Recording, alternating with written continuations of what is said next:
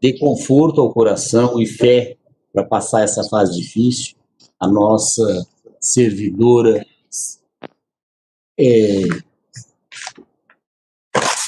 a nossa servidora Glaucia, que trabalhou muitos anos no gabinete da doutora Mauri, excelente profissional como servidora também, e excelente profissional como advogada. E não só isso, uma pessoa que tinha um relacionamento com todos aqui do tribunal. Ela, na noite de ontem, se não me falha a memória, perdeu o filho num acidente trágico. E a perda de um filho é a inversão da ordem natural das coisas. E Deus tem que olhar com muito carinho, com muita atenção, com muita tristeza esse ser, né, que sofre uma perda dessa natureza.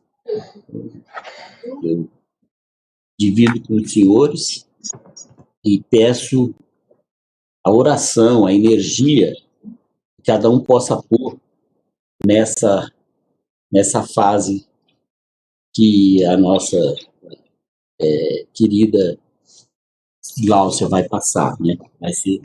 Vai ser fácil. A gente já, com certa idade, vem assistindo isso na vida. E olha, isso o ser humano, acho que uma das piores dores, uma dor permanente. Bom, nós temos que prosseguir, nós temos um compromisso da jurisdição, mas não podia passar até por lembrança do nosso decano sem essa consignação de pesar. Vamos lá. Está aberta a 23ª sessão judiciária ordinária nesse dia 27 de novembro de 2020, exatamente às 13h41. Eu pergunto aos meus pares, doutor André e doutor Márcio, se pretendem alguma observação em relação à nossa pauta ou outra qualquer coisa. Não? Então, passo a palavra ao Marcos para que ele faça a chamada do primeiro feito. Primeira sustentação oral, número 6 da pauta telepresencial, relator desembargador Márcio Vasques Tibal de Almeida, recurso ordinário 24627, dígito 10, 2019, segunda vara de Campo Grande, sustentará a doutora Maíra Salgueiro Freire, advogada da recorrente, e a doutora Kalane Tiecker Cornélios de Arruda, advogada do recorrido. Então, passo a palavra ao nosso relator, doutor Márcio Tibal. Boa tarde, senhor presidente. Boa tarde, desembargador André. Boa tarde, doutor Júnior Santino Moreno, digno procurador do trabalho. Boa tarde, senhores advogados. Boa tarde, Marcos, Débora, Vitor, Juliano, que nos dão suporte nessa sessão. Senhor presidente, em primeiro lugar, eu gostaria de aderir à manifestação de pesar de Vossa Excelência, dizendo que eu fico muito surpresa com essa notícia e lamento muito o que aconteceu com o Glaucio, com essa perda desse filho. Eu sei que é um dor que não passa, não que eu tenha passado por isso, graças a Deus não, mas o meu pai passou, eu perdi 2 irmãos, e tanto a minha mãe quanto o meu pai, eles não conseguiram superar isso aí. Essa quebrada na ordem natural dos acontecimentos, isso traz um sofrimento muito grande. Isso aí é hora de pedir hoje a Nossa Senhora das Graças que conceda a Glaucia e a família dela o consolo que eles merecem, que Deus dê um bom lugar a esse jovem que se foi. Eu cumprimento, então, a doutora Kalane, a doutora Maíra e vou fazer uma antecipação do voto. É um voto muito simples, é uma questão bastante chata da gente discutir aqui, mas diz respeito ao conhecimento do recurso ordinário da RE, que eu estou reputando deserto. Por quê? Ela apresentou o recurso ordinário, acompanhado do depósito realizado em via GRU, colocou esse valor à disposição da União Federal. Esse depósito, segundo o artigo 899, parágrafo 4º do CLT, alterado pela Lei 13.467, ele tem que ser feito na conta vinculada do juízo, obrigatoriamente. Então, nessa linha, eu não estou conhecendo o recurso.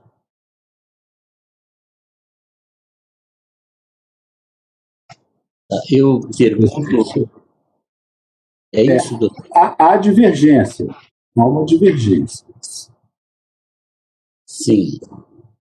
Então, eu pergunto às advogadas se doutora Kylie Alain e Mayra, né? Alain e Mayra, se ambas pretendem sustentar. É esse, Fê?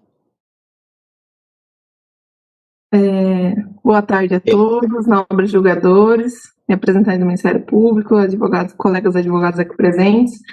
Diante dessa informação,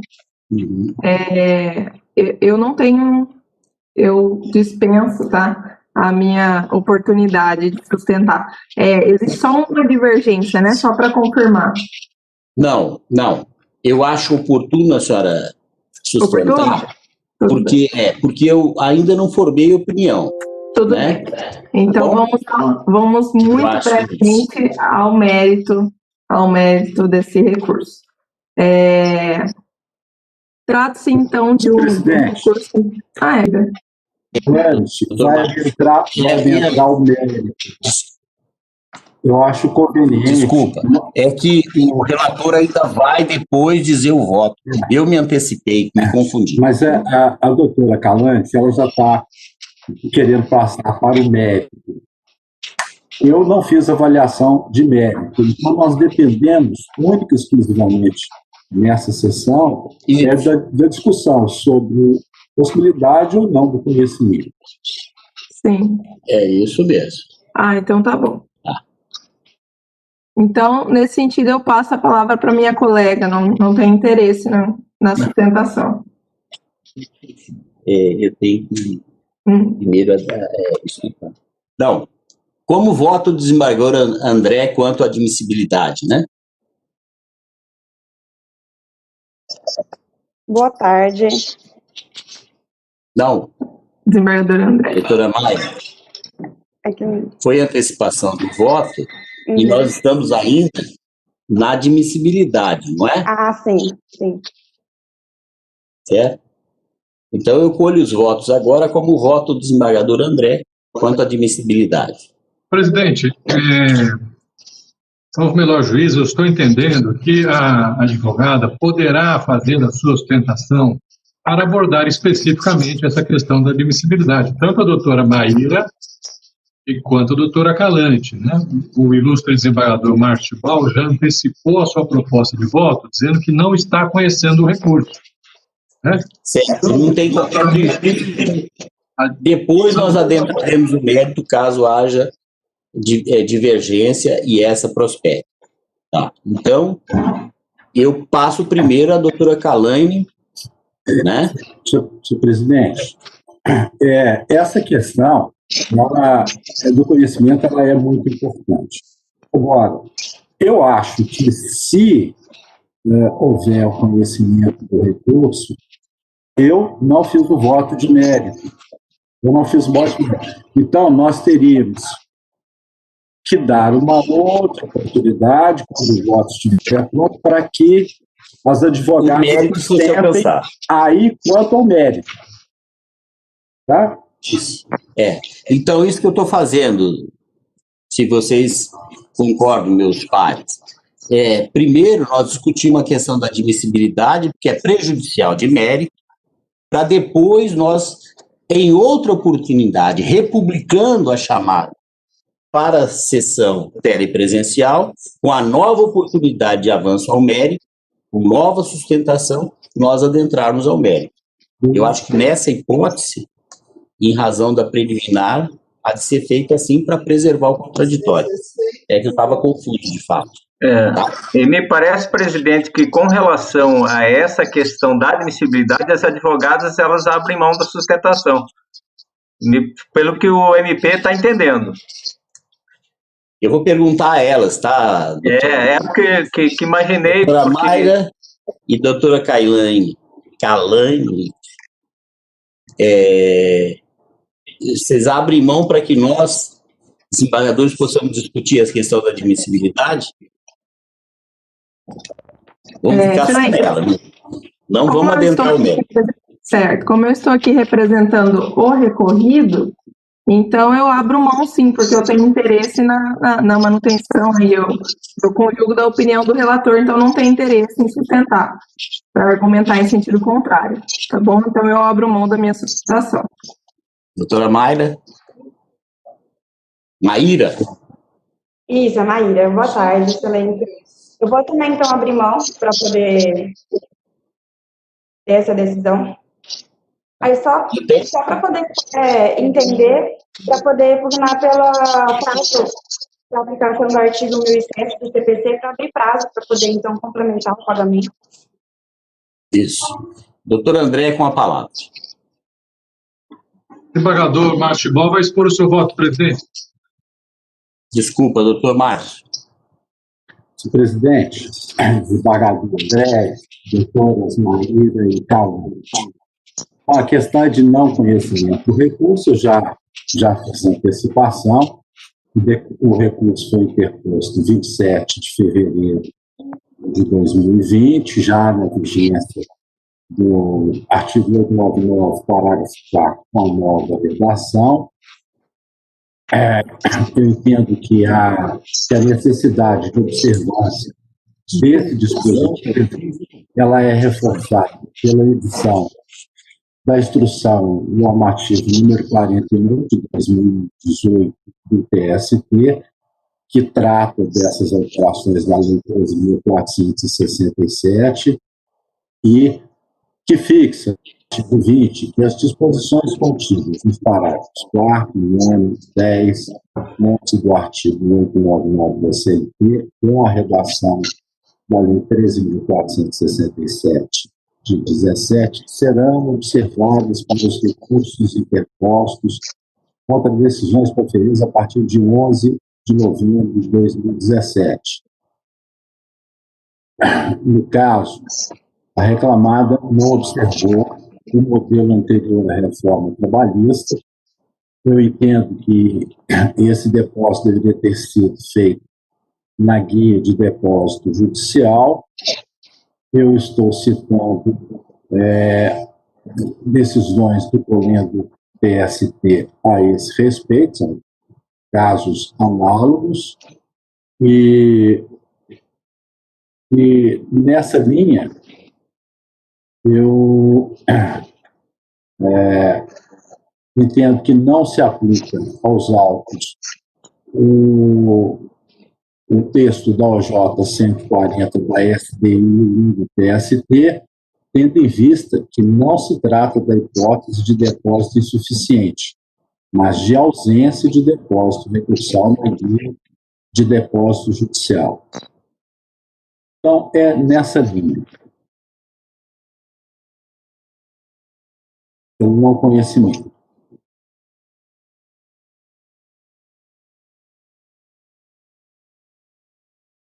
Perfeito, presidente.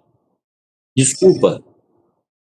Eu não estou escutando direito, doutor Mário. O senhor encerrou o voto?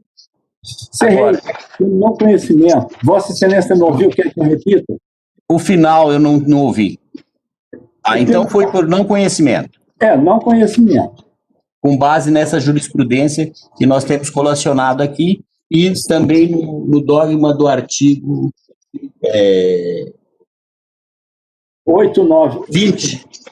20, né? Artigo 20 da Instrução Normativa 41 de 2018. Aí, artigo 789, parágrafo 1º da CLT. Exatamente. Tá bom. Desculpa. Doutor André, com a palavra. Presidente, eu saúdo Vossa Excelência, cumprimento o desembargador Márcio, saúdo a doutora Maíra, a doutora Calanite.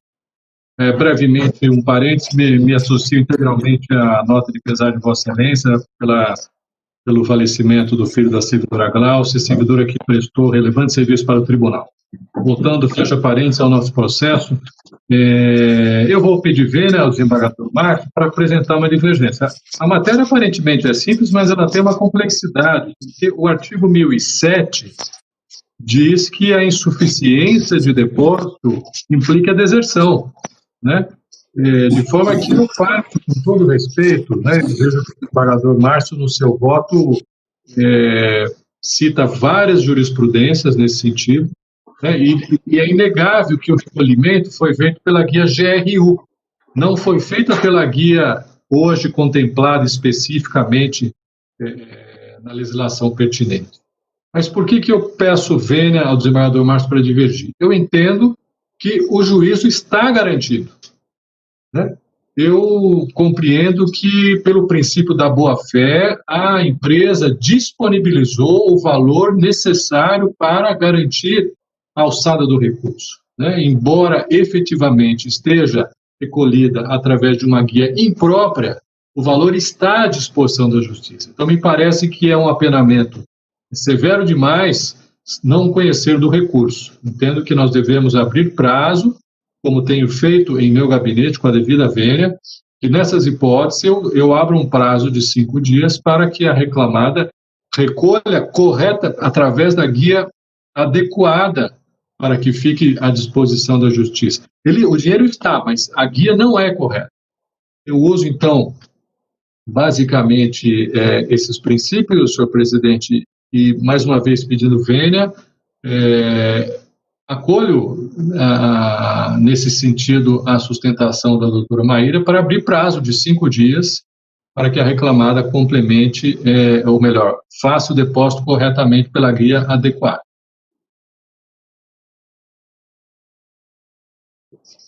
Eu também pedindo vênia ao relator, aqui nós temos adotado já, em outras situações, a oportunização para que a parte complemente ou apresente o documento que seria essencial. E essa posição vem de acordo com o novo CPC, né, que acaba nos atendendo subsidiariamente. E por essa razão, eu também acompanho a divergência, pedindo todas as vênias aí, o nobre relator, que está respaldado dogmaticamente, está respaldado jurisprudencialmente, mas eu acho que há de prevalecer o prestígio ao avanço do contraditório, né? E por essa razão eu voto assim, tá? Admitindo a divergência e concedendo o prazo de 5 dias para regularização do depósito recursal. Obter deserção. Senhor presidente, nós realmente já tivemos um precedente, eu votei, e o que foi fundamental nesse precedente foi o princípio da boa-fé, né? Eu não considerei nessa decisão, porque naquele caso era uma empresa pequena, um microempresário, sabe, uma situação bem diferente dessa de hoje, por isso que eu não considerei. Mas eu acato a decisão, e eu não vou modificar o voto, porque o voto está posto. Eu não sei se no futuro, se essa questão vai ser levantada e tal. E aí eu vou, então, com a proclamação do vencimento, então logo o processo retorne e eu vou providenciar o voto de mérito, vai ser publicado e tal, e aí as doutoras fazem a sustentação com o mérito. Também não sei se vai ser necessário, não sei, pode ser que nem seja, né? Mas fica garantido essa oportunidade, infelizmente. Certo. Eu gostaria de agradecer a oportunidade, parabenizar o trabalho do servidor Marcos, tá? Que muito bem nos atende, como advogados aqui fora. Parabenizar também a condução dessa turma, dessa modalidade nova, né, de sustentação telepresencial. E dar um tchau a todos aí. Também gostaria de deixar aqui minhas condolências ao filho da servidora, enfim, que partiu, fica aqui meus sentimentos a ela. E uma boa tarde de trabalho a todos, tá bom? Tchau, tchau. Agradeço também a oportunidade, desejo um bom dia de trabalho para todos, agradeço o atendimento ao ilustre relator Marcos Chibala, também os condolências da filha da servidora que faleceu.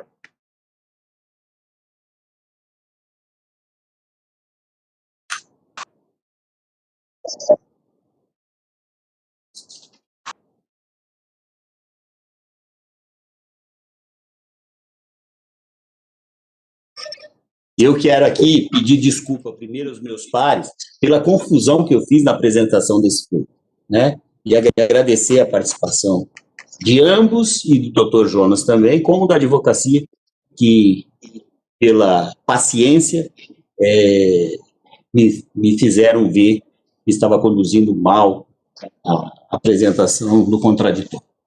Bom, vou ser mais atento. Desculpa.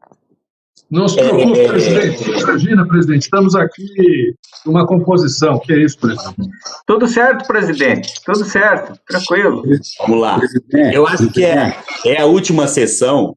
Não, presidente. Isso aí é que essa questão, sendo preliminar, e a gente não tendo voto de mérito e não sabendo exatamente qual será o direcionamento da turma, é muito natural que isso aconteça. Agora, o mais importante de tudo é que se garanta a essas advogadas o direito de fazer a sustentação oral com a mérito, se for necessário. Isso aí já está bem fixado, então acho que não tem problema nenhum, não. Vossa Excelência não se equivocou em nada, não. Não tem problema nenhum.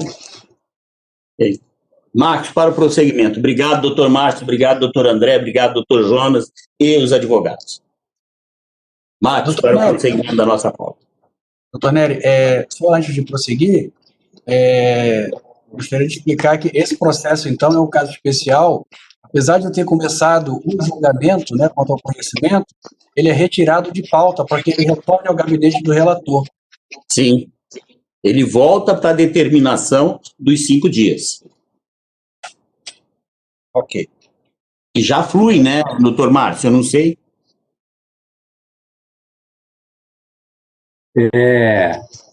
Eu vou determinar.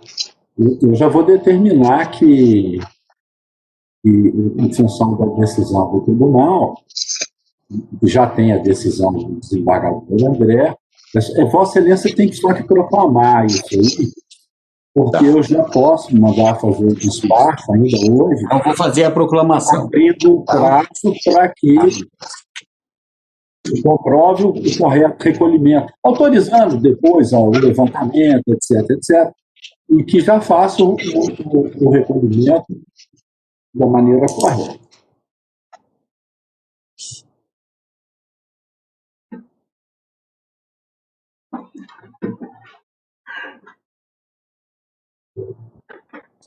Foi fechado o microfone.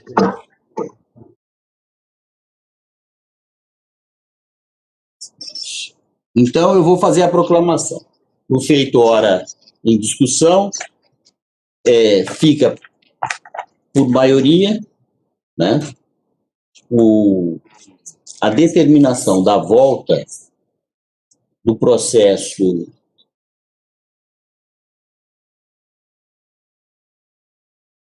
para o atendimento do prazo em 5 dias regularizar o depósito recursal, que não é efetuar, é regularizar, né? E acho que aí nós estamos respeitando a norma, né? Regularizar sob pena de deserção. Aí sim. Certo, doutor Márcio?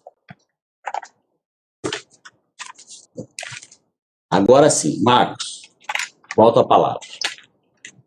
Excelência, só para esclarecer, nesse segundo processo que eu vou apregoar, em vez do doutor Leonardo Ramos Gonçalves, sustentará pelo recorrido a doutora Juliana Falcão Macedo Matos. Ela fez a substituição depois que eu já havia mandado o mapa para vossas excelências, então eu estou esclarecendo essa parte. É o número 4 da pauta telepresencial, relator desembargador Nery Saí Silva de Azambuja, recurso ordinário 24.547, dígito 74, 2018, quarta vara, sustentará da doutora Letícia Fara Lopes, advogada do recorrente, e doutora Juliana Falcão Macedo Matos, advogada do recorrido.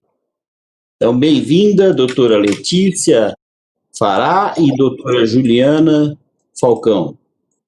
Eu vou fazer a antecipação do voto para que as senhoras dimensionem a necessidade e a dimensão da sustentação. Eu conheço do recurso e das contrarrazões ofertadas, porque presente os pressupostos de admissibilidade. No mérito, horas extras, invalidade das anotações constantes dos cartões de ponto, intervalo intrajornada, nulidade do regime de compensação, banco de horas. Eu analiso e decido como proposta que conheço da invalidade do sistema de compensação de jornada pelo réu, banco de horas, até 10/11/2017, e dou parcial provimento ao recurso para deferir horas extras ao autor, assim consideradas as excedentes da 6ª hora ou 30ª semanal, o que for mais benéfico ao autor. A partir de 10/11/2017, será devido apenas o adicional sobre as horas destinadas à compensação, caso não ultrapasse a duração máxima semanal, nos termos do que define o artigo 59B na CLT. Reflexos em descanso semanal remunerado, este compreendido os sábados, domingos e feriados, férias com 1/3, 13º salário e fundo de garantia. Observará o horário registrado no controle de ponto e, na sua falta, a média auferida nos documentos referentes aos meses anteriores e posteriores. A disposição contida na OJ 394 TST 1 do TST e a súmula 347 e 366 do TST também. Evolução e globalidade salarial, súmula 264 do TST, divisor 180 e adicional de 50%. Observa-se ainda a limitação do valor atribuído ao pedido na inicial, nos termos do que dispõe o artigo 840, parágrafo 1º da CLT. Atualize-se a dedução dos valores pagos sobre a mesma rubrica, então está autorizado os valores pagos sobre a mesma rubrica, nos termos do que define a OJ 445 da SDI 1 do TST. Tá? Em relação aos honorários sucumbenciais, eu nego o provimento ao recurso. Essa é a proposta de voto. Há interesse, doutora Juliana, doutora Letícia? Boa tarde, excelências. Eu tenho duas indagações.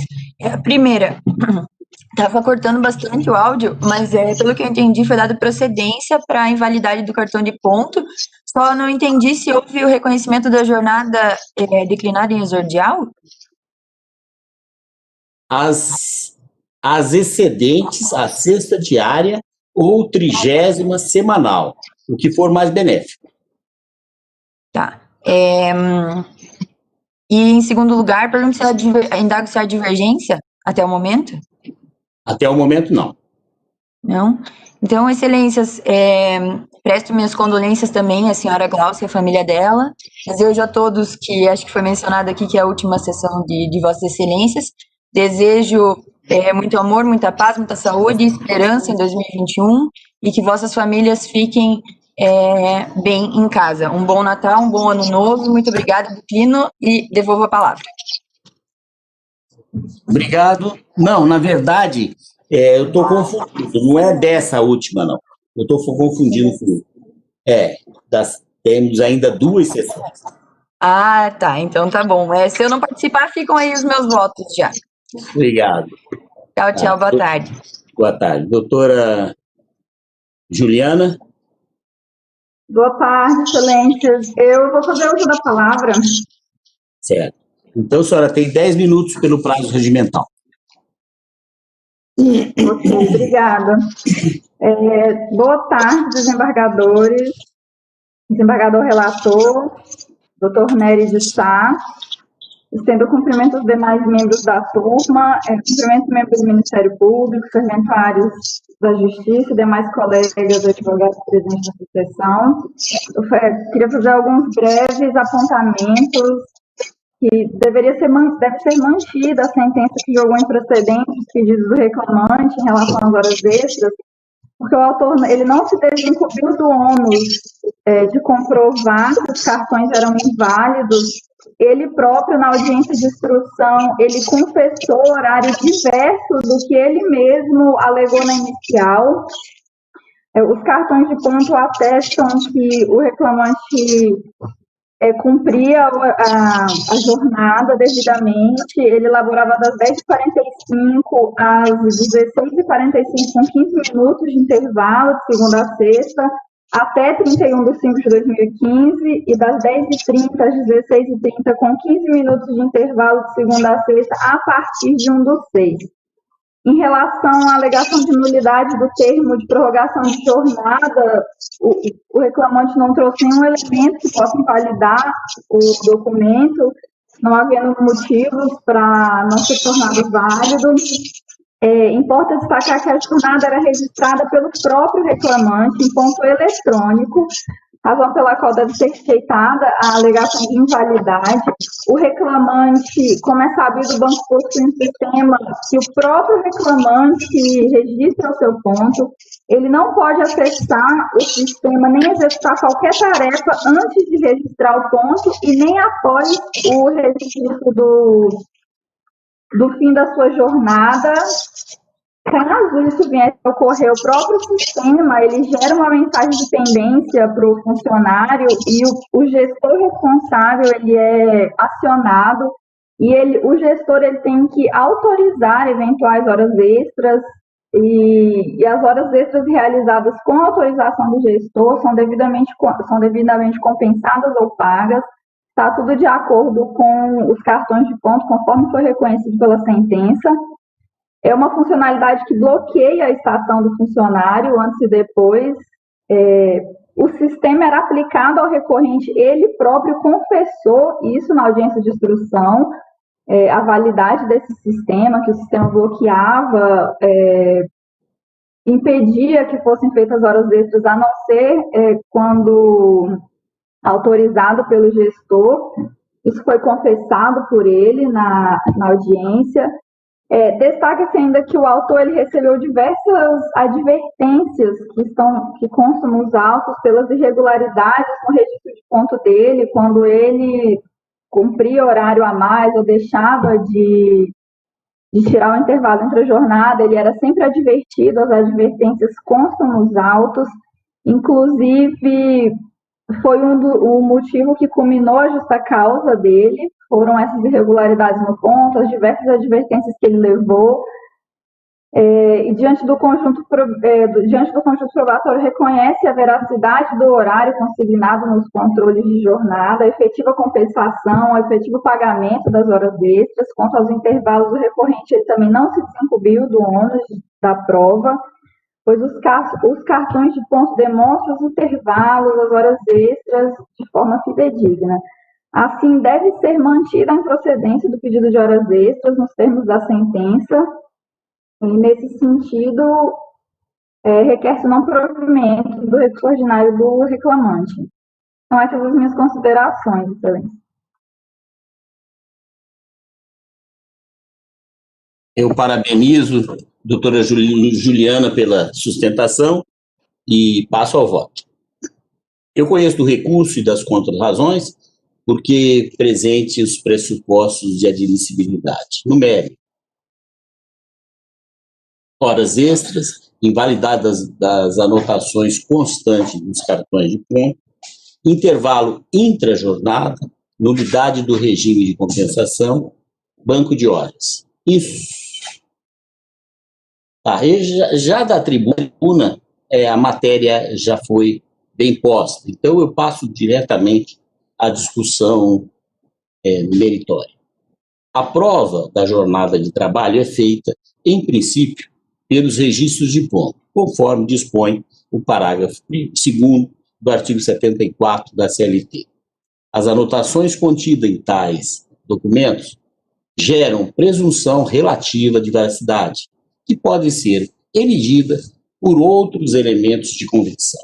No caso, o reclamado forneceu as folhas de frequência, eu cito ID, nas quais consta o registro variável de jornada de trabalho, inclusive com anotações de horas extras superiores ao horário informado na exordial, conforme se infere, por exemplo, dos documentos ID 0AA787, página 24, 26, referente aos meses de dezembro de 2013 e fevereiro de 2014, os quais, registre-se, não estão abarcados pela prescrição.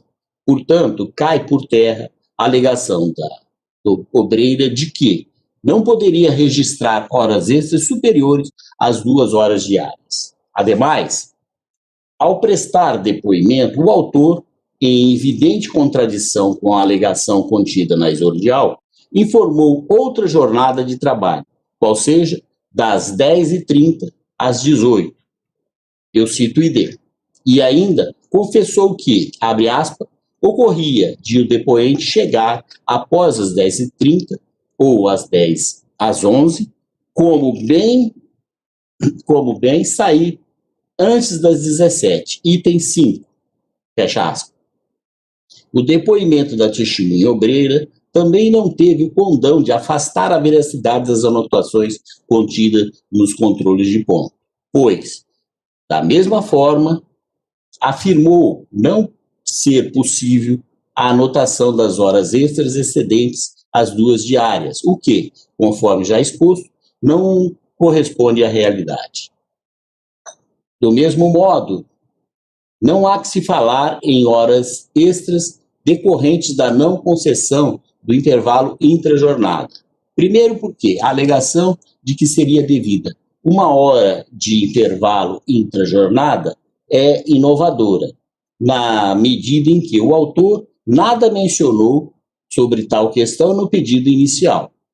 Segundo porque a jornada contratual do autor era de 6 horas diárias, com direito ao intervalo de 15 minutos, artigo 224, parágrafo 1º da CLT, o qual, conforme confessado pelo autor, eu cito ID, era devidamente usufruído.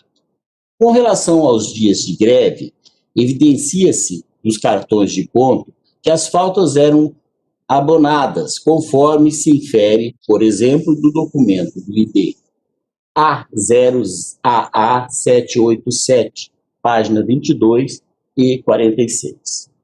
Por outro lado, a despeito de inexistência de marcação de horário em alguns dias, ou haver marcação incompleta nos controles de ponto, denota-se que também consta o registro de, abre aspas, marcação não realizada, esquecimento da marcação, fecha aspas, sendo certo que, por vezes, o autor foi advertido em razão de realizar marcação incorreta de jornada de trabalho, inclusive quanto ao intervalo intrajornada, e eu cito o IB como exemplo.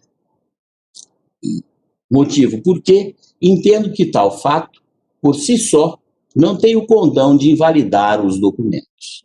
Por fim, no tocante ao regime de compensação de jornada, o réu alegou na peça defensiva ter sido firmado com o autor o termo de acordo de prorrogação de jornada de trabalho por compensação de horas, onde consta a jornada do reclamante, com 15 minutos de intervalo, podendo a jornada ser prorrogada até 2 horas, mediante a redução da duração diária de trabalho em outros dias do mês, e que as horas não compensadas foram devidamente quitadas como adicional de 50%. Analisando os documentos constantes nos autos, evidencia-se que o contrato individual de trabalho previa a prorrogação de jornada para compensação em outro dia, de modo que não excedesse o período máximo de 1 ano. O documento do ID E487701, firmado em 5/12/2017, por sua vez, previa um acordo de banco de horas semestral, pelo qual as partes ajustam que a duração normal diária de trabalho pode ser prorrogada até 2 horas, mediante a redução diária de trabalho em outros dias das semanas. Item 2, constante ainda do documento em verbos. Aí eu cito o documento, o número 3 do documento, 4 e o 6. E prossigo ainda. Evidencia-se que o regime compensatório implementado pelo réu trata-se de modalidade de banco de horas, cuja validade no período anterior à vigência da Lei 13.467 de 2017 dependia de prévia autorização por norma coletiva, artigo 59, parágrafo 2º da CLT, o que, porém, não ocorreu. Portanto, inválido o sistema de compensação até 10/11/2017. A partir da vigência da Lei 13.467 de 2017, ela é de vigência a partir de 11 de novembro de 2017, o banco de hora instituído por meio de acordo individual passou a ser válido, artigo 59, parágrafo 5º da CLT, e é devido apenas o adicional sobre as horas destinadas à compensação, caso não ultrapassada a duração máxima semanal, artigo 59b da CLT. Destaque, reconheço a invalidade do sistema de compensação de jornada adotado pelo réu, banco de horas, até 10/11/2017, e dou parcial provimento ao recurso para deferir horas extras ao autor, assim consideradas excedentes da sexta diária ou 30ª semanal, a que for mais benéfico ao autor, e, a partir de 10/11/2017, será devido apenas o adicional sobre as horas destinadas à compensação, caso não ultrapassada a duração máxima semanal, nos termos que define o artigo 59b da CLT. Reflexos em descanso semanal remunerado, neste compreendido sábados, domingos e feriados, férias com 1/3, 13º salário e fundos de garantia. Observe que os horários registrados nos controles de ponto e na sua falta, a média oferida nos documentos referentes aos meses anteriores e posteriores à disposição contida no OJ 394 SDI 1 do TST e da súmula 347 e 366 do TST.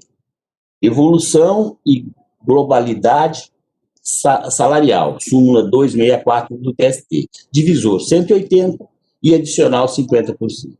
Observa-se ainda a limitação do valor atribuído ao pedido da petição inicial, nos termos do que dispõe o artigo 840, parágrafo 1º da CLT.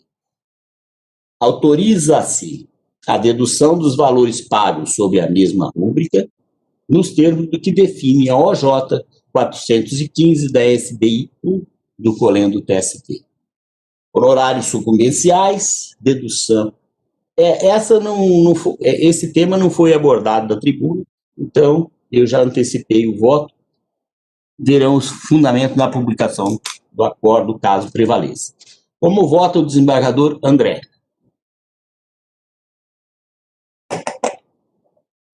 Presidente, saúdo a doutora Letícia e a doutora Juliana. Estou acompanhando integralmente o voto de Vossa Excelência. Entendo que a análise de elementos de prova são coerentes e harmônicos, e o que Vossa Excelência destaca é justamente a inobservância das regras para o cumprimento da compensação até o advento da reforma trabalhista. Aí porque, então, Vossa Excelência, nesse sentido, defere as horas extras desses aspectos. Foi integralmente o voto de Vossa Excelência. Muito obrigado, doutor André. Como vota o desembargador Márcio Tibau? Senhor presidente, eu saúdo a doutora Letícia, a doutora Juliana. Eu estou acompanhando Vossa Excelência. Bem, vou fazer a proclamação do resultado. Por unanimidade, aprovar o relatório, conhecer os recursos das contrarrazões e, no mérito, dar-lhe parcial provimento para condenar a ré ao pagamento de horas extras e reflexos nos termos do voto do desembargador Nery Sainz Silva de Azamplide. No que fora acompanhado por seus pares, portanto, por unanimidade, fica assim proclamado. Queria mais uma vez parabenizar a doutora Letícia pela sustentação.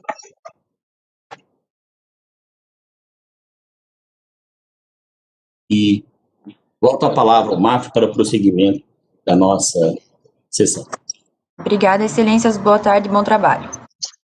Obrigada, excelência. Boa tarde. Boa tarde, retribuindo às advogadas, boas festas. Doutor Nery, só para esclarecer, um pouco antes de iniciar a sessão, o doutor Fernando Frioli, ele adentrou a sala, disse que houve um problema e que não irá sustentar. Então, os processos número de ordem 8 e 12, onde ele estava inscrito, nesse processo não haverá sustentação. Tá certo. Então, o próximo é o número 1 da pauta telepresencial, relator desembargador Márcio Vasques Tibau de Almeida, recurso ordinário 24.151, dígito 09/2019, vara 22, sustentará doutor Renan Ferreira Borba, advogado da recorrente. Boa tarde, doutor Renan. Boa tarde, excelência. Ferreira Borba. Bem-vindo. Muito obrigado. Passo a palavra ao desembargador Márcio Tibau, relator do feito. Boa tarde, doutor Renan. Boa tarde, desembargador. Eu vou antecipar o voto. Eu estou conhecendo do recurso, das contrarrazões. A questão de mérito diz respeito às verbas rescisórias. Recebeu ou não recebeu? Esta questão é de ônus da prova. Eu estou negando o provimento, entendendo que não houve comprovação das alegações do pedido inicial. Nesse sentido, meu voto. Sim. Tá bom. Muito bem. Eu pergunto ao doutor Renan se há interesse em sustentar. Boa tarde, excelências. Eu cumprimento a todos da mesa, na pessoa do presidente da turma, tendo as minhas condolências à servidora, e eu pretendo fazer o uso da palavra, tá, excelência? Tá. Cortou o microfone, excelência. 10 minutos pelo prazo regimental, o senhor tem. Bom? Pois bem, excelências, nós estamos diante aqui de um fato corriqueiro, certo? Que vem acontecendo regularmente, já tem várias jurisprudências nesse sentido e várias notícias, que é a assinatura do TRCT sem o recebimento das devidas verbas rescisórias, o que ocorre muito pela falta do acompanhamento sindical, certo? Aqui nesse caso concreto, a recorrente assinou o TRCT, porém não recebeu nenhuma verba rescisória. E qual é o condão que a gente está utilizando, que nós estamos utilizando para provar que ela não recebeu? É a guia de recolhimento rescisório do FGTS, certo? Quando da contestação a empresa não trouxe aos autos a guia, por quê, excelências? Porque quem pagou a guia foi a recorrente autora. Ela, no momento de desespero, sem ter situação financeira favorável, ela efetuou o pagamento da guia, para ter acesso ao FGTS que estava recolhido na conta vinculada, certo, excelências? E é incontroverso que a dispensa ocorreu por decisão do recorrido, só que não houve o pagamento das verbas rescisórias. Trouxemos aos autos a comprovação da conta que entrou o valor correto da guia e também ela devolveu. Ela fez um empréstimo com uma pessoa para poder pagar a guia, porque nem isso ela tinha condição de pagar a guia de recolhimento rescisório do FGTS. Ela fez o pagamento, no outro dia ela devolveu, sobre o termo do empregador que futuramente iria pagar as verbas rescisórias, o que não aconteceu até o presente momento. Foi levado no primeiro grau testemunha que comprova o empréstimo e que comprova o pagamento da guia, e por isso, vossas excelências, o ônus do pagamento da guia de recolhimento do FGTS, de rescisão do FGTS, é um ônus da empresa, que ela não comprovou. Então, data máxima vênia ao que o desembargador Márcio Tibau nos relatou, é que foi feita a produção da prova, o que comprova que não houve o pagamento das verbas rescisórias com o condão de que a guia de recolhimento rescisório foi paga pela própria autora, pela própria recorrente, não foi pago pela recorrida, certo? Então, nesse sentido, demonstra que ela não teve acesso às verbas rescisórias e que, pelo fato da situação financeira muito avastada, excelências, ela foi e pagou a guia de recolhimento rescisório para ter acesso ao FGTS. Lembrando, por fim, esse é o ônus da recorrida empresa, não da recorrente. Data máxima vênia ao desembargador Márcio Tibau, mas essa é a minha sustentação oral. Muito obrigado pelo tempo. Muito bem, eu parabenizo o doutor Renan Ferreira Borba pela sustentação e volto a palavra ao desembargador Márcio Tibau. Presidente, Parque, eu ouvi atentamente a sustentação do advogado, me parece que é um fato que ele aponta gravíssimo. A trabalhadora assinou documentos, mas não recebeu. Eu vou pedir remessa na forma regimental dos autos à Procuradoria do Trabalho para um exame mais acurado dessa situação, porque, inclusive, é um fato grave, se isso for realmente comprovado. Então, eu peço, na forma regimental, remessa para parecer da Procuradoria, que eu vou examinar com atenção esses autos. Desembargador Márcio Tibau. Senhor presidente, não é só um fato grave. Isso, para mim, é um crime. Agora, eu estou tratando de ônus da prova. Eu não me oponho à remessa dos autos à Procuradoria. Seria ótimo fazer essa análise também. O que a gente tem no processo, se demonstrado, é crime. Agora, eu não conseguia enxergar a veracidade dessa história toda. A gente sabe que acontece isso. Mas eu não posso dizer que aconteceu nesse caso. Eu não vi essa prova. Mandamos para o Ministério Público do Trabalho, o doutor Jonas faz o parecer e volta. E se tiver que mudar o voto, dependendo da análise do doutor Jonas, da análise de Vossa Excelência, presidente, da análise do desembargador, eu mudo também. Mando ofício, faço e aconteço. Acho que isso aí é lesar, não é só lesar o trabalhador, é praticar um crime contra ele.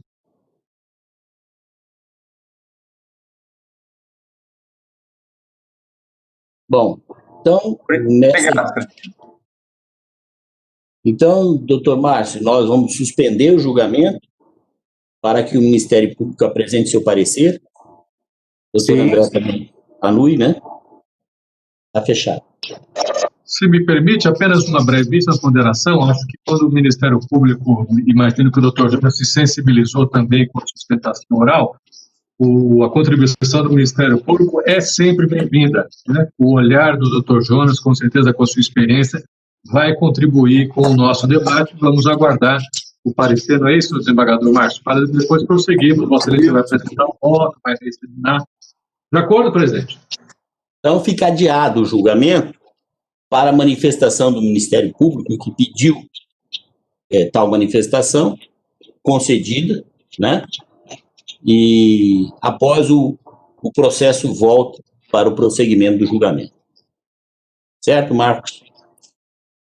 Anotou? Sim, Excelência.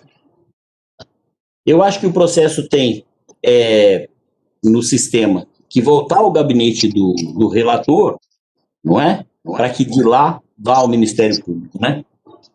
O sistema é dessa forma. Tudo bem. Prossigamos, Marcos. Presidente, eu só lançar essa observação, o processo retorna para mim. Eu já mando para o Dr. Jonas. Isso. O Marcos vai certificar. O julgamento foi adiado, então manteve. Isso. Tá bom assim. Marcos, com a palavra para o prosseguimento da nossa pauta. Número 9 da pauta telepresencial, relator desembargador André Luiz Moraes de Oliveira, recurso ordinário 24.822, dígito 26/2018, terceira vara, sustentará doutor Wilton Cordeiro Guedes, advogado da recorrente. Tá bem. É o número 9 da pauta, né? Então, passo... Primeiro, qual advogado? Me desculpa. Doutor Wilton. Doutor Wilton. Isso. Bem-vindo, doutor Wilton. E eu passo a palavra ao doutor André, relator do feito. Obrigado, presidente. Saúdo o doutor Wilton Cordeiro Guedes. Bem-vindo à nossa tribuna telepresencial. Vou antecipar a proposta de voto, doutor Wilton. Estou conhecendo do recurso e das contrarrazões. Uma preliminar que eu rejeito de dialeticidade, conheço integralmente do recurso. Primeiro tópico, acúmulo de função. Estou mantendo a decisão de primeiro grau. Não apenas pelos fundamentos dela, mas também pelos que eu aduzo aqui no voto. Segundo tópico, integração dos prêmios pagos. Também aqui mantenho a decisão de primeiro grau. Terceiro tópico, diferenças de prêmio de campanha / descontos indevidos. Aqui eu dou provimento para excluir da condenação as diferenças de prêmio de campanha e reflexo. São esses três tópicos. Então, estou dando provimento apenas ao último tópico, é a nossa proposta, presidente. Sim, sim. Muito bem, doutor André, desculpa. Eu passo a palavra ao doutor Wilton, se há interesse de sustentação. Boa tarde, doutor. Eu tenho interesse, sim. Então, o senhor tem 10 minutos pelo prazo regimental. Obrigado, doutor Nery. Desembargador Nery, desembargador André, desembargador Márcio, doutor Jonas, todos os colegas. Primeiramente, óbvio, eu não tenho como não ficar consternado com a notícia recebida ou passada em função do acontecido, da tragédia acontecida com a servidora Glaucia. E eu rogo a Deus que conforte ela nesse momento, todos os seus familiares, todos os seus conhecidos. Esse caso trata de um recurso ordinário. Nós vamos focar em dois pontos, basicamente o acúmulo de função e a integração de prêmios pagos até junho de 2017.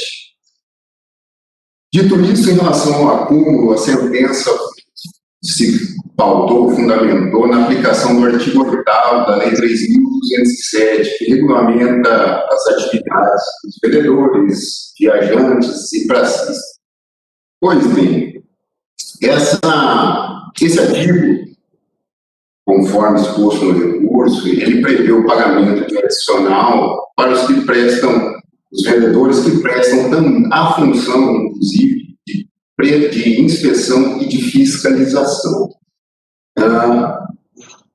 Isso é um elemento chave para o desenvolvimento da atividade do vendedor e desse acúmulo, da caracterização desse acúmulo de função, sendo necessário entender o âmbito em que foi feito o artigo 8º, que foi legislado, porque a abrangência dele é muito grande. Essa questão de inspeção e fiscalização, ela é muito geral, ampla, e envolve dimensões de produtos, temperatura interna, externa, enfim, ela diverge bastante das atividades que eram realizadas pelo ora recorrido. O recorrido, inclusive, na audiência de instrução, ele confessa as atividades dele, as atividades que ele exercia, e todas elas são inerentes à função do vendedor, não tem nada de diferente, nada que prejudicasse ou impedisse as suas vendas.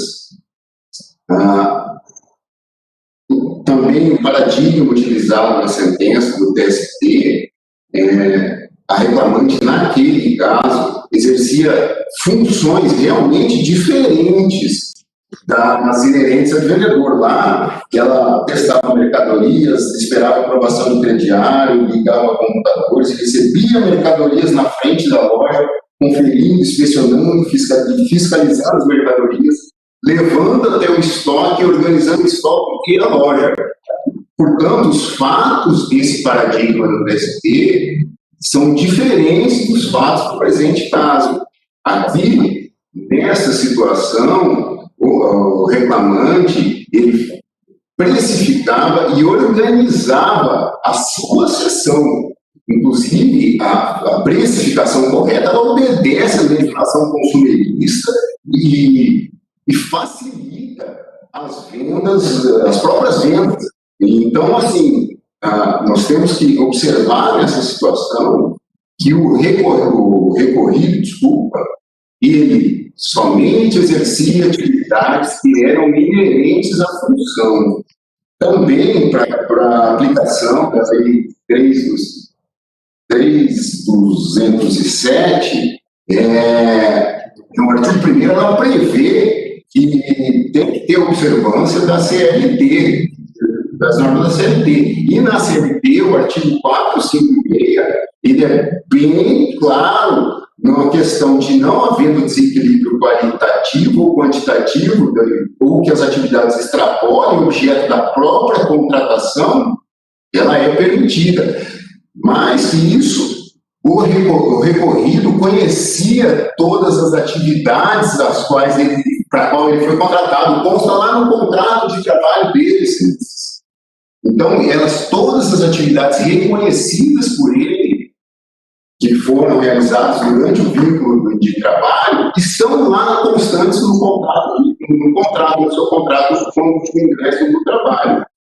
Por isso que fica evidenciado que as suas atividades elas tinham vinculação com a sua função. Desta forma que a gente pretende a reforma da sentença. Quanto ao segundo tópico, doutor André, quanto à integração dos salários, prêmios pagos até junho de 2017, a gente fala da contratação especificamente de 2016 a junho de 2017, a sentença alega que houve o reconhecimento que tais verbas eram de caráter salarial. E não é isso que consta nos autos. Foi mencionado na defesa, inclusive, que na ação civil pública, em que se discutiu sobre isso, não houve lá naquela ação civil pública, não houve nenhum reconhecimento quanto ao tempo pretérito, ou seja, junho de 2017 para trás. Lá registrou-se, aliás, foi sentenciado parcialmente, e a hora recorrente abriu mão do seu recurso que havia interposto, porque só foi reconhecida a obrigação a partir de julho de 2017 para frente, para constar no limite e fazer constar como verba salarial. Esse período anterior, a empresa se insurge, a recorrente se insurge veementemente a integração, porque se tratavam de prêmios com campanhas definidas, metas estabelecidas, sem habitualidade e com variação de premiação, de recebimento. Mas, tanto é que o recorrido não se insurge contra a instituição das campanhas ou os termos de campanha. Nem diz que não tinha conhecimento das campanhas, como a sentença deu a entender, como a sentença entendeu.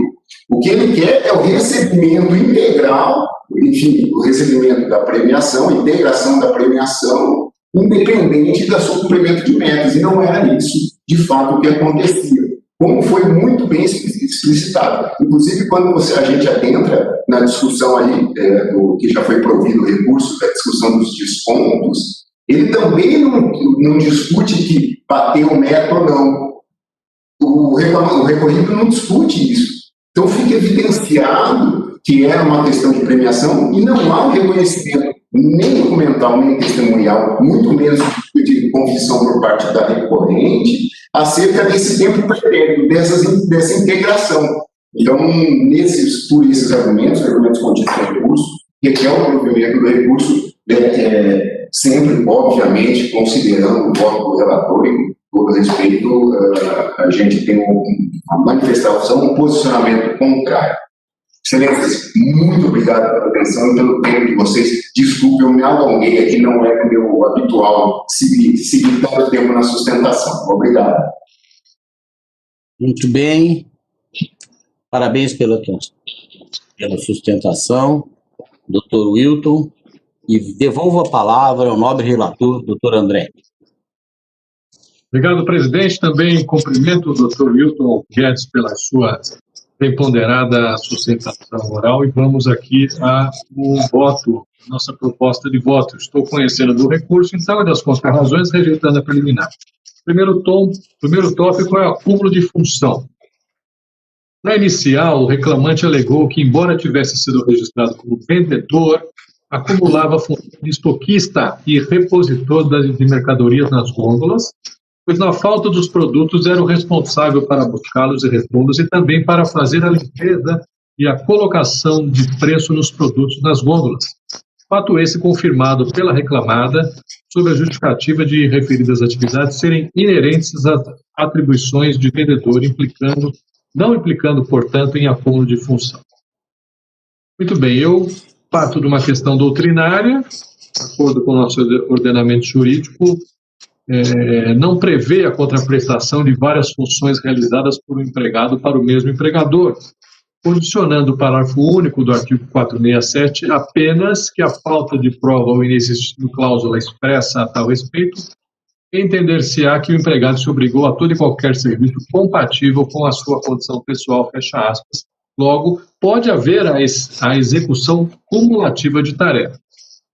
Contudo, com todo respeito à tese da reclamada e agora exposta pelo Dr. Wilton da tribuna, analisando a hipótese dos autos, compartilho do entendimento exposto pela sentença no que tange a ausência de compatibilidade com a condição para a qual o autor foi contratado, pois o exercício simultâneo de estoquista e vendedor lhe prejudica, à medida que implica perda de vendas, podendo o reclamante, caso exercesse somente o mistério de vendedor, receber melhor rendimento.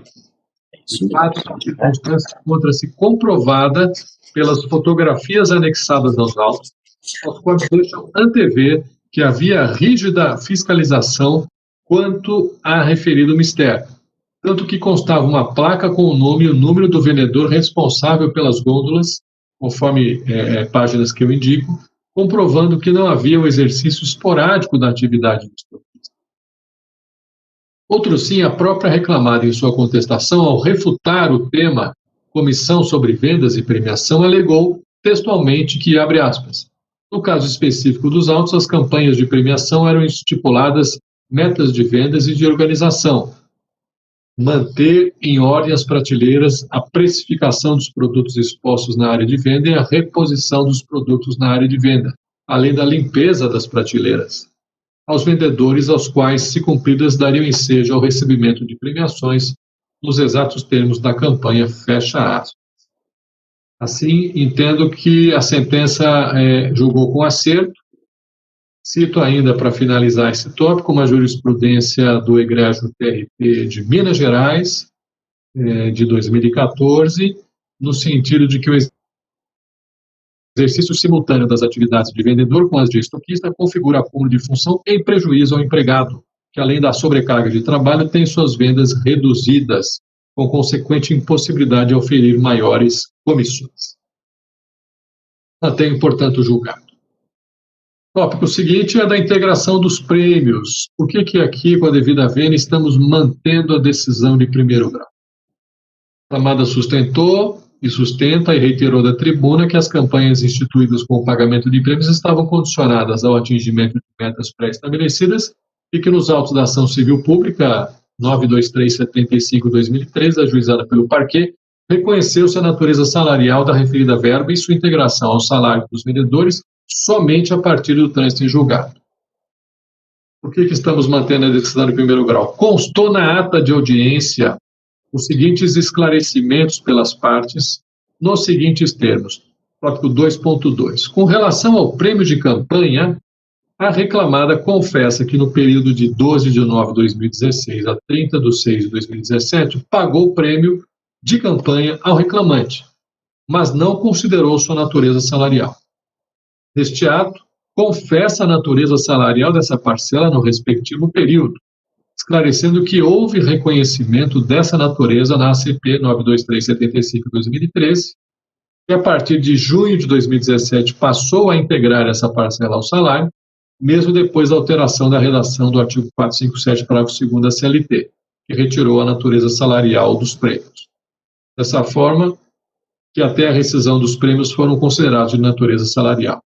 Interpretando com a devida vênia esse trecho da ata, lançada pelo juízo em face dos esclarecimentos feitos pelas partes, entendo que está reconhecida pela reclamada a natureza salarial de tal parcela no lapso de 12 de nove de 2016 a 30 de 6 de 2017. E não tendo comprovado o respectivo pagamento, mantenho a decisão ao deferir os reflexos respectivos. O último tópico não foi abordado na tribuna, estou dando provimento como esclareci, os fundamentos serão apresentados com a publicação da acórdão, cumprimentando mais uma vez o doutor Hilton Guedes. É a nossa proposta, presidente Nery. Muito bem, mais uma vez parabenizando o doutor Wilton, eu passo a colheita dos votos. Como vota o desembargador Márcio Tibau? Senhor presidente, eu cumprimento o doutor Guedes. Eu estou acompanhando o relator. O voto tem sustentação na ata do objeto que as partes deram todos os detalhes. E é certo que, exercendo o autor função de vendedor, cada vez que ele fosse desempenhar outra função, estoquista, etc., ele ia ficar prejudicado. Eu estou de acordo com o relator. Eu também. Eu fiquei imaginando o vendedor que tem a função de estoquista, né? Ele fica como um equilibrista de prato em circo, né? Ele é um pescador. O cara é um pescador, tá com anzol na água. Aí toda hora chamam, olha, vem cá, tem uma coisinha pra você. Aí ele larga a vara dele e pescaça.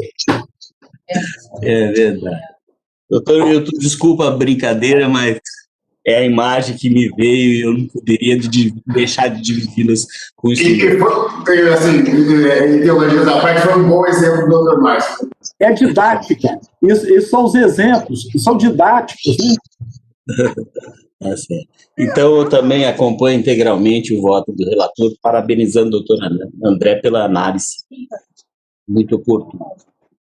Doutores, agradeço a oportunidade, um bom serviço, fiquem com Deus, até mais.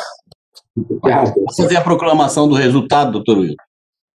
Por unanimidade, aprovar o relatório, conhecer do recurso e das contrarrazões, rejeitando a arguição de não conhecimento suscitada em contrarrazões e, no mérito, dar-lhe parcial provimento nos termos do voto do desembargador André Luiz Moraes de Oliveira, que fora acompanhado por seus pares, portanto, por unanimidade, fica assim proclamado. Obrigado, até mais. Boa tarde.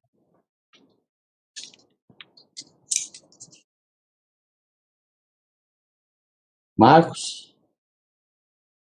Pedido de preferência com leitura de voto, número 2 da pauta telepresencial, relator desembargador Márcio Vasques Tubal de Almeida, agravo de instrumento e recurso ordinário 24.515, dígito 02/2018, vara 91, solicitada pelo doutor Antônio Galvão Pérez, advogado da agravante.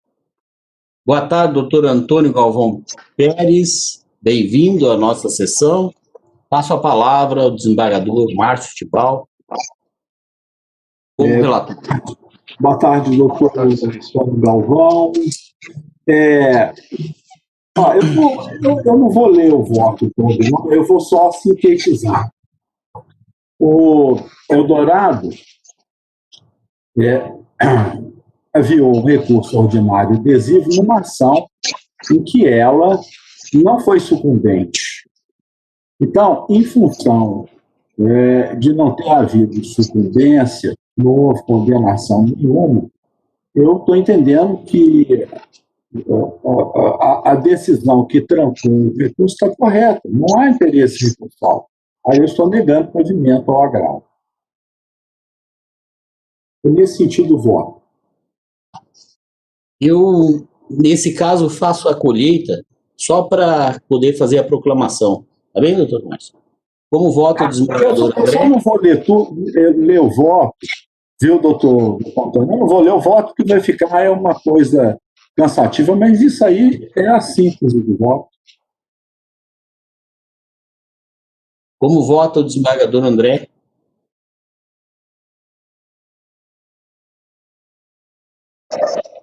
Cumprimento o doutor Antônio Galvão Pérez, estou acompanhando integralmente o voto do desembargador Márcio. A empresa conseguiu a anulação, a procedência da ação na anulação dos autos e eventual recurso que possa ter da União, toda a matéria devolvida para a eventual reanálise do nosso tribunal. Acompanho integralmente o voto do desembargador Márcio. Isso. Eu também acompanho integralmente o voto do doutor Márcio Tibal, né? E já faço a proclamação do resultado. Por unanimidade, aprovar o relatório, conhecer do agravo de instrumento da empresa autora e das contrarrazões da União Federal. E, no mérito, negar-lhe provimento, nos termos do voto do desembargador Márcio Vasques Tibal de Almeida, relator, que for acompanhado por seus pares, portanto, por unanimidade, fica assim proclamado. Doutor Antônio Galvão Pérez, mais algum esclarecimento a respeito do voto? Nenhum, Excelência. Gostaria apenas de cumprimentar Vossas Excelências, Dr. Jonas, representante do Ministério Público, e me associar também, como pai de 3 filhos, às condolências à família da doutora Glaucia. Muito obrigado a todos pela atenção. Uma boa tarde e bom trabalho. Muito obrigado, doutor. Obrigado. Agradecemos pela sua presença em nossa sessão telepresencial. Marcos. Doutor Nery, podemos passar a extra pauta telepresencial? Sim, por favor. Fala, doutor André. Só vou renovar minha água aqui, presidente. É menos de 1 minuto. Já volto. À vontade. Pode ir até na fonte. Obrigado.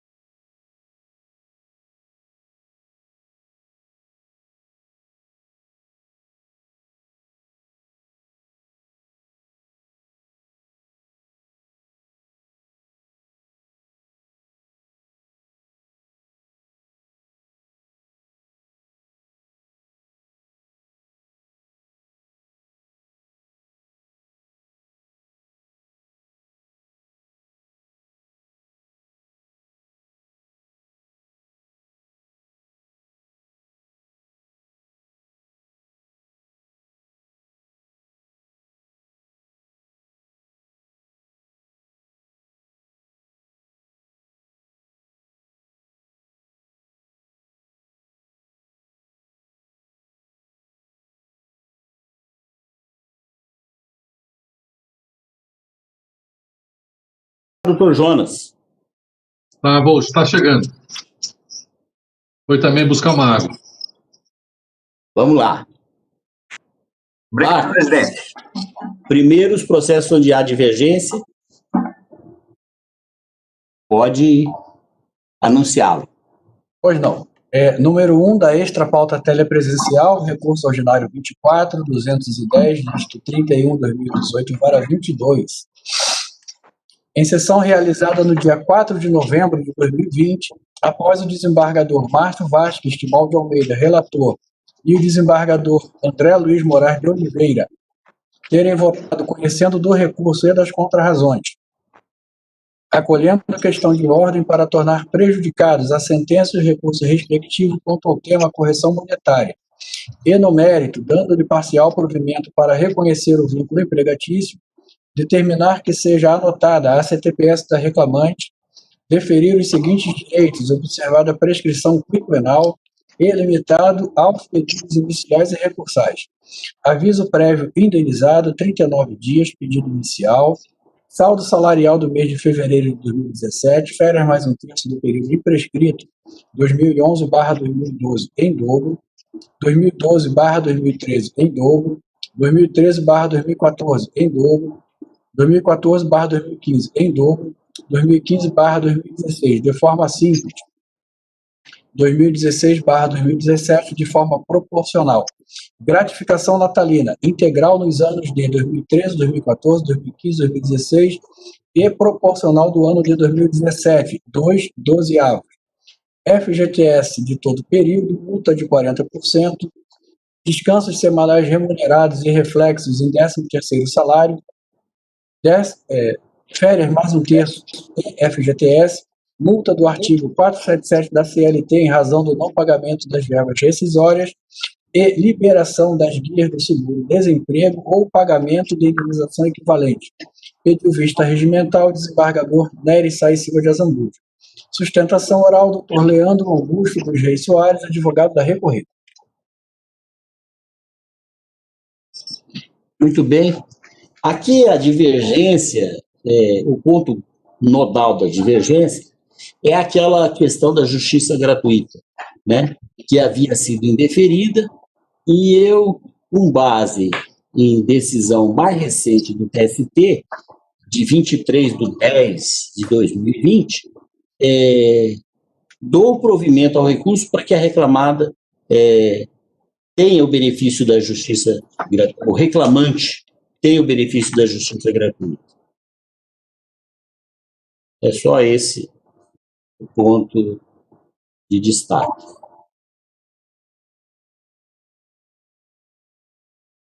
Certo? Aí eu não sei se eu fico vencido, vamos... Doutor André já tinha votado? Presidente, eu reconsidero esse ponto pedido vênia, não sei se o desembargador relator também vai reconsiderar, porque a jurisprudência evoluiu no sentido da proposta de Vossa Excelência, que a simples declaração é suficiente para a concessão da justiça gratuita. Né? A minha posição inicial era pela necessidade de comprovação documental, mas pela própria jurisprudência que Vossa Excelência apresenta, basta a declaração, e nós temos essa declaração nos autos. Então, nesse ponto, eu acompanharia Vossa Excelência. Doutor Márcio. Presidente, eu reconsidero. Eu adoto a divergência. Tá certo. Na verdade, a reclamante ela tem sim esse benefício, mas ela nem vai necessitar dele, porque ela é a vencedora da causa. Eu considero sim. Tá bom. Então, eu vou fazer a proclamação, tá? Eu vou deixar que o Marco corrija o texto da proclamação que haveria de ser feita, para que a gente não grave o que eventualmente esteja em desacordo com o decidido. Tá bom? Marco. Então, prossigamos. Faça o anúncio, por favor. O próximo. Número 2 da extra pauta telepresencial, recurso ordinário 24.237, dígito 77, 2019 para 22, em sessão realizada no dia 20 de novembro de 2020, após o desembargador Nery Saíciba de Azambuja, relator, ter votado conhecendo dos recursos e das contrarrazões de ambas as partes, e no mérito, dando parcial provimento ao recurso da reclamada, para reduzir o valor da indenização por danos morais para R$ 6.180,65 e afastar da condenação o pagamento das diferenças de horas extras e reflexos e dando parcial provimento ao recurso da reclamante para deferir o pagamento de 15 minutos como extra nos dias em que laborou, além da jornada pactuada, e determinar que os valores atribuídos aos pedidos elencados na inicial sejam atualizados desde a data da propositura da ação até a realização de cálculos de liquidação, pediu vista regimental o desembargador André Luiz Moraes de Oliveira. O desembargador Márcio Vasques Tibal aguarda. Sustentação oral, doutor Tiago Vargas, meu irmão, advogado da recorrente reclamada.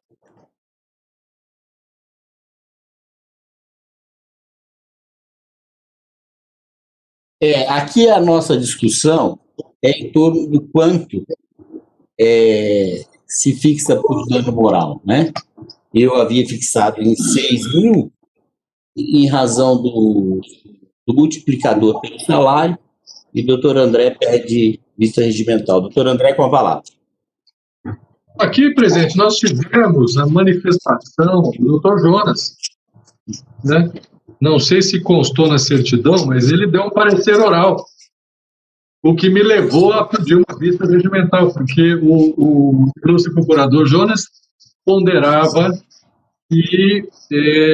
sobre o efeito pedagógico do valor da multa, em função de vários casos semelhantes. É isso, doutor Jonas? Perfeito, excelência. É mais ou menos esse sentido. É fazer com que a empresa, realmente, ela não fique só tarifando. Porque, na medida, ela pode ficar jogando isso para os prejuízos e tarifando uma coisa que é séria. Qual é o sentido que nós buscamos? É que, com essas reparações, ela pense lá no seu meio ambiente de trabalho e faça as correções. Essa foi a minha ponderação. Por isso que eu defendi a manutenção do valor. Como vota o desembargador Márcio Tibal? Senhor presidente. Senhor presidente, se me permite? Porque na verdade, eu fiz um ajuste, né? Porque o valor fixado foi em R$20 mil, Vossa Excelência estava reduzindo para R$6 mil. Porque eu utilizei a multiplicação do salário, né? Eu também utilizo, mas Vossa Excelência entendeu que o tipo de lesão era média. Isso. Eu estou entendendo que a classificação mais adequada, ou melhor, ou correta, é para uma lesão grave. Por que é uma lesão grave? Tem lesões bilaterais em 3 membros, ombro, cotovelo e punhos. Daí porque, com previsão de tratamento médico por extenso período de 9 a 12 meses. Considerando esses 3 aspectos, a lesão bilateral em 3 membros e um longo período para recuperação, eu entendo que a classificação tem que ser no artigo 223G, 5, e aplicando para o primeiro, inciso 3. Daí porque entendo que o valor mais adequado, de acordo com esse patamar, é R$12 mil. Então, minha redução é um pouco menor para R$12 mil, e atendendo também, atento aqui à colaboração e às ponderações do procurador Jonas, presidente. Então, meu provimento parcial é menos amplo. Doutor Márcio? Senhor presidente, eu também me lembro bem das ponderações do doutor Jonas, e acho que o voto do desembargador é muito razoável, porque as lesões são de ombro, de cotovelo, de punhos, e além desses outros aspectos salientados pelo doutor André. Então, eu estou vendo, acompanhando as divergências. E acho que nós nós estamos, de certa forma, subvalorizando o prejuízo de alguns trabalhadores. O valor, no sentido pedagógico, ele não está sendo muito bem atingido. Eu confesso que tenho essa preocupação. Tá bem, eu entendo perfeitamente a valoração concebida por Vossas Excelências e, sinceramente, vou repensar o quanto doravante, né? Mas, por uma questão de critério que vinha sendo adotado, por hora eu mantenho o voto, tá? Fico vencido. Vou fazer a proclamação. Então, por unanimidade, aprovar o relatório, conhecer dos recursos e das contrarrazões de ambas as partes, acolher questão de ordem suscitada pelo relator para tornar prejudicada a sentença de primeira instância e o recurso respectivo quanto ao tema atualização monetária, postergando o debate para a fase de liquidação da sentença e, no mérito, dar parcial provimento ao recurso da reclamante para deferir o pagamento de 15 minutos como extra nos dias em que laborou além da jornada pactuada e determinar que os valores atribuídos aos pedidos na inicial sejam atualizados desde a data da propositura da ação até a realização dos cálculos de liquidação, nos termos do voto do embargador Nery Sais Silva de Azambuja, relator, relativamente ao recurso da reclamada, por maioria, dar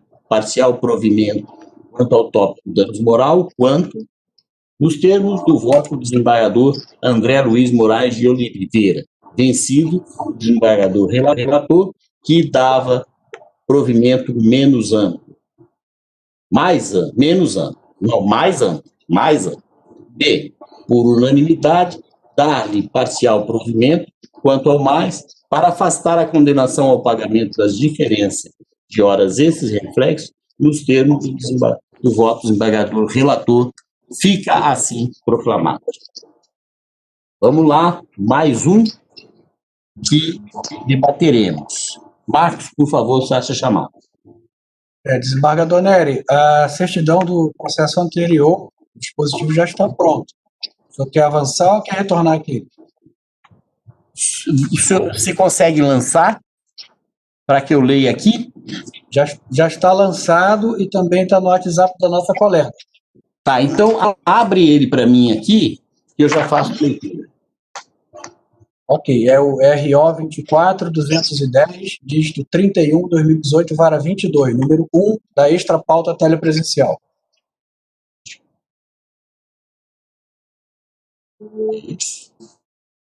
Isso é bem mais.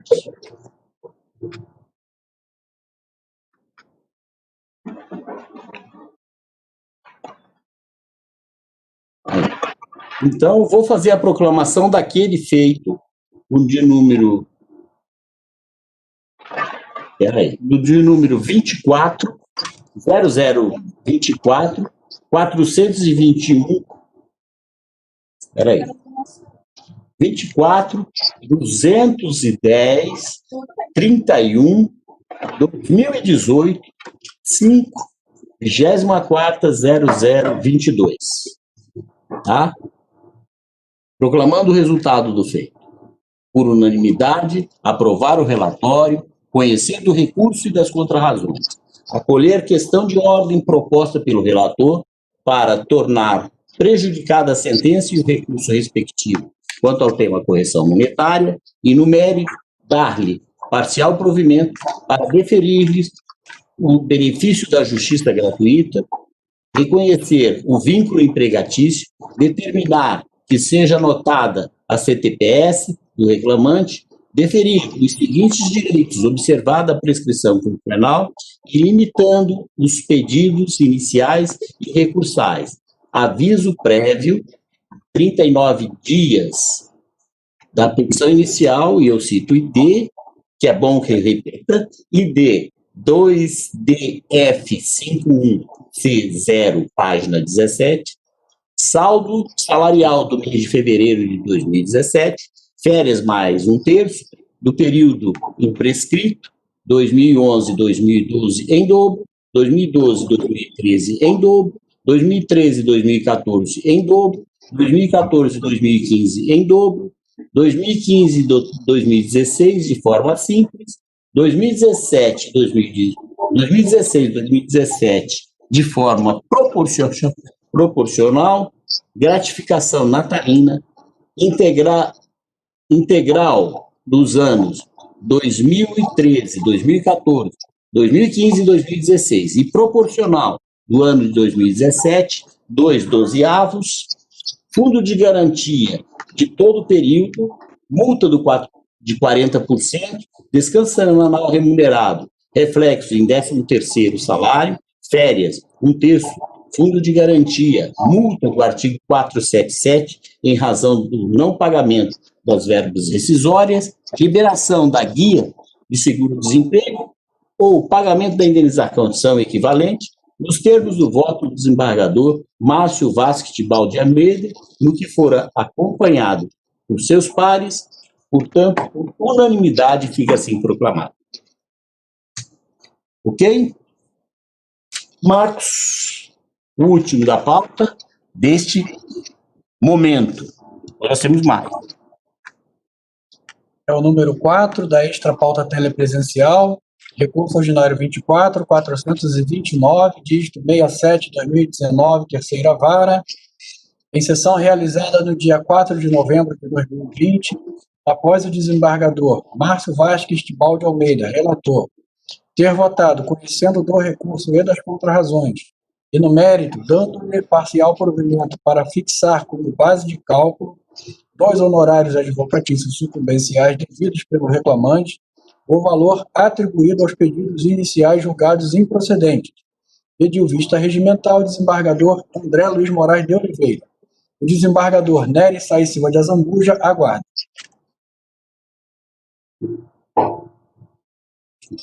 Desculpa. Muito bem, esse processo é de relatoria do doutor Márcio Tibal e apresenta uma divergência do doutor André, né? Então, eu passo a palavra ao doutor André.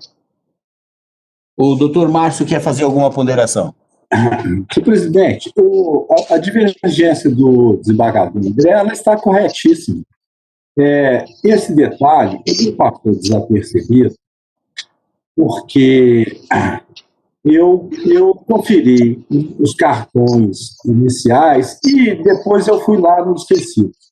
E nos recibos, eu vi um número elevado de horas extras todos os meses e não me preocupei mais. Para mim estava tudo tranquilo. E o desembargador André conseguiu achar observar essas marcações mais ou menos uniformes, eu não digo que elas são totalmente uniformes, mas nos registros de ponto mais modernos, comparados com os mais antigos, se observa que houve sonegação de apontamentos, então adota a divergência e no parcial provimento ao recurso do reclamante e defiro essas horas extras, considerando-as no mesmo esquema anterior, né, segundo está aí previsto no voto do desembargador André, que são os jornada das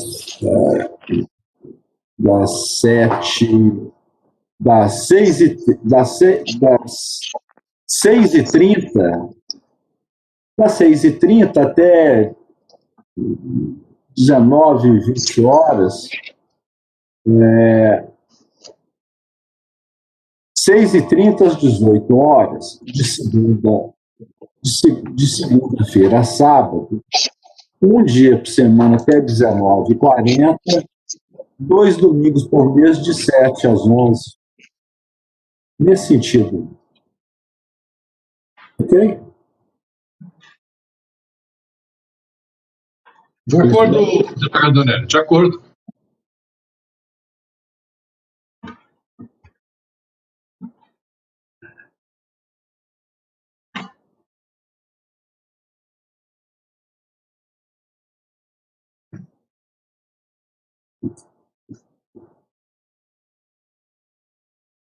Presidente, está desligado. Tá, desculpa.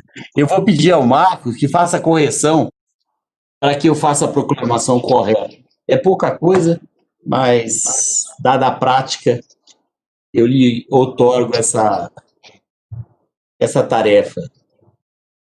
Tá bom? Um minutinho, excelência.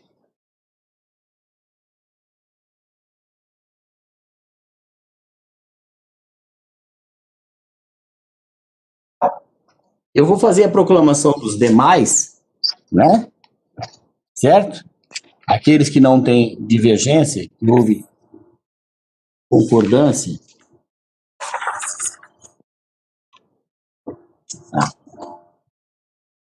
Aqui.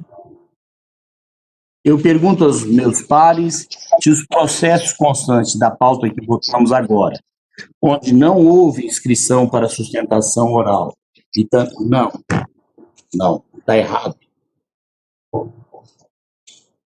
Eu pergunto aos meus pares se os processos constantes da nossa pauta, dessa pauta que estamos julgando agora, onde não houve qualquer divergência, se eles podem ser proclamados de acordo com a planilha eletrônica de votação.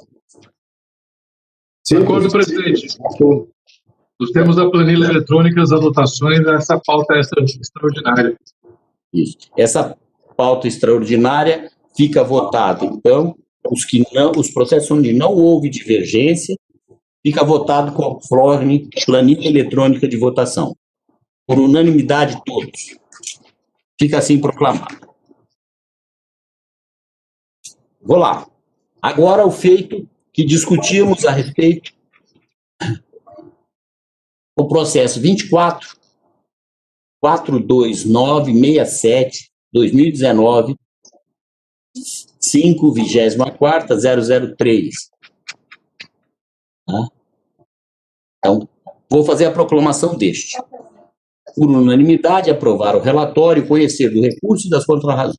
E, no mérito, dar-lhe parcial provimento para fixar como base de cálculo dos honorários advocatícios sucumbenciais devidos pelo reclamante o valor atribuído aos pedidos iniciais julgados improcedentes, nos termos do voto do desembargador Márcio Vasque Tibal de Almeida, relator, que for acompanhado por seus pares, portanto, por unanimidade, fica assim proclamado. Excelência, a tela de Vossa Excelência não foi atualizada. Não? Não. É preciso sair e voltar a ela. Ou eu mando o dispositivo atualizado. Não, vou sair e voltar. Ok. Agora já? É que faltou a parte da invalidade da prova documental. Então, fica anulada a proclamação anterior, passo a proclamação correta agora. Do processo, para que não fique qualquer erro, no processo 00.24.429.67/2019, 5/24/003, com a seguinte proclamação de resultado: por unanimidade, aprovar o relatório, conhecer do recurso e das contrarrazões, e, no mérito, dar parcial provimento para declarar a invalidade da prova documental para o período de outubro de 2018 a 14 de junho de 2019 e fixar, para apuração das horas extras, a jornada hora arbitrada, mantido os demais parâmetros da condenação, e fixar como base de cálculo dos honorários advocatícios sucumbenciais devidos pelo reclamante o valor atribuído aos pedidos iniciais julgados improcedentes, nos termos do voto do desembargador Márcio Vasque Tibal de Almeida, relator, que fora acompanhado por seus pares, portanto, por unanimidade, fica assim proclamado. Ok? Marcos, prosseguamos. Bom, se Vossa Excelência já proclamou os processos onde não houve divergência, esse de vista regimental, nós precisamos retornar à pauta, porque nós temos um ROPS e os demais Certo. processos de lá onde não houve inscrição para a sustentação oral. E aprovar a ata também. Eu pergunto aos representantes do Ministério Público do Trabalho como se manifesta no ROPS 0024 614 48 2019, quinta, 24ª 002, número 5 da pauta telepresencial. Doutor Jonas? Excelência, pelo prosseguimento, ante o não interesse. Certo.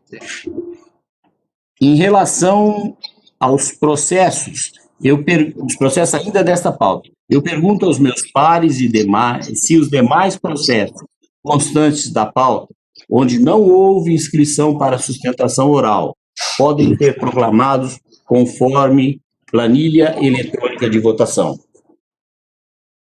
Sim, presidente. De acordo? Então, fica assim proclamado. Eu declaro julgado os processos, pela planilha eletrônica de votação, os processos citados. Quanto à pauta do dia 24 de novembro de 2020, da nossa primeira turma, todos receberam a cópia? Podemos aprová-la? Então, fica aprovado a pauta do dia 24/11/2020. Nós temos ainda, agora, os processos. Marcos? Não, Excelência, nada mais. Acabou? Sim. De pauta e extra pauta. Eficiência. Tá bom. Então, eu mais uma vez pedindo desculpa pela confusão inicial e agradecendo a presença da advocacia nesta sessão virtual, a presença de quem nos dá suporte, Marcos, Débora, Vitor e Adriana, né?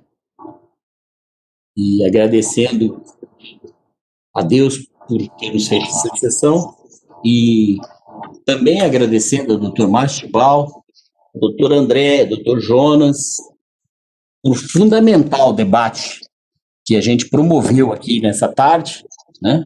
Muito enriquecedor mesmo. E passo a palavra aos senhores, caso queiram fazer alguma manifestação. Já minha condolência repetida agora à nossa servidora Glaucia e os seus familiares. Um abraço, presidente. Um ótimo final de tarde, bom descanso a Vossa Excelência, desembargador Márcio, procurador Jonas, nosso secretário Marcos, nossa servidora Débora, Vitor. Concluímos com isso e, num bom tempo, a sessão de hoje, de forma que vamos voltar aqui às nossas atividades, que ainda tem muito trabalho pela frente. Forte abraço a todos. Obrigado. Parabéns, presidente. Um abraço do desembargador André, doutor Jonas. Um abraço, Marcos, Débora, Vitor. Bom final de semana para vocês. Foi uma sessão de boas discussões e de boas decisões. Presidente, eu quero me associar às palavras de Vossa Excelência, né, para as condolências à minha ex-colega servidora, né? Eu sou um do primeiro concurso do TRT e tive uma convivência muito próxima com a servidora Glaucia, porque nós trabalhávamos em gabinetes por quase 7 anos. E uma pessoa sempre, né, e como bem dito por Vossa Excelência, quando se inverte a ordem natural das coisas, né, é duro a gente ver um pai e uma mãe enterrar seu filho, né, a dor, a gente queria estar no lugar, né, dos nossos filhos, né, e que é o natural nossos filhos nos enterrar, né? Mas a me associa às palavras, né? Me parece que Vossa Excelência vai enviar um ofício, né, de condolências. Sim. Então, peço a Vossa Excelência que coloque, registre a manifestação do parquê, se associando às condolências a serem enviadas por Vossa Excelência. Do mais, muito obrigado, uma boa tarde e um bom fim de semana a todos. Obrigado. Bom descanso.